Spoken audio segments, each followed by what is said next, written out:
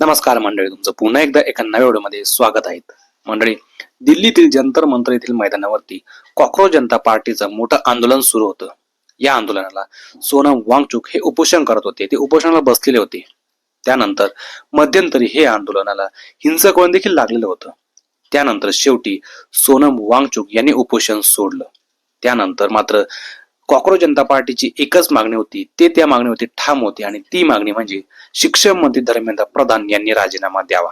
आणि शेवटी तेच झालं. काल धर्मेंद्र प्रधान यांनी आपला राजीनामा पंतप्रधान नरेंद्र मोदी यांच्याकडे पाठवला आणि शेवटी त्यात कॉक्रोच जनता पार्टी किंवा युवा शक्ती असेल किंवा एक प्रकारे विद्यार्थ्यांचा विजय झाला असंच म्हणावं लागेल.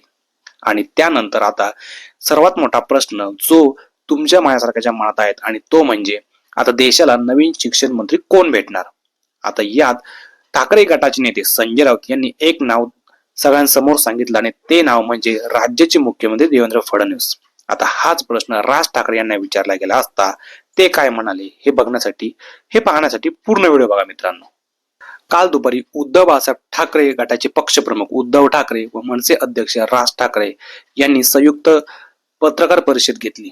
यामध्ये राज ठाकरे यांना देवेंद्र फडणवीस हे शिक्षण मंत्री होतील का याबाबत प्रश्न विचारण्यात आला. तेव्हा ते असे म्हणाले की त्यांच्यामध्ये चुरस सुरू आहेत. म्हणजे एकनाथ शिंदे आले की देवेंद्र फडणवीस तिकडे जातात व देवेंद्र फडणवीस तिकडे गेले की मग एकनाथ शिंदे तिकडे जातात. मात्र आताच्या परिस्थितीत ते का तिकडे गेले म्हणजे दिल्लीला का गेले हे तेच सांगू शकतील, अशा पद्धतीने त्यांनी उत्तर दिलं.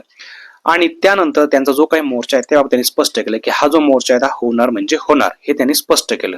त्यामुळे राज ठाकरेंनी जे काही सांगितलं किंवा संजय राऊत यांनी जे वक्तव्य केलं त्याबद्दल तुम्हाला काय वाटतं की पुढचे नेक्स्ट शिक्षण मंत्री एज्युकेशन मिनिस्टर हे देवेंद्र फडणवीस हेच असू शकतील का? तुमचं मत काय आहे नक्की आम्हाला सांगा. व्हिडिओ जास्तीत जास्त लोकांपर्यंत शेअर करा. आवडली असेल तर लाईक पण नक्की करा व्हिडिओ आणि चॅनलला सबस्क्राईब नक्की करून जा. भेटूया पुढच्या व्हिडिओमध्ये. धन्यवाद.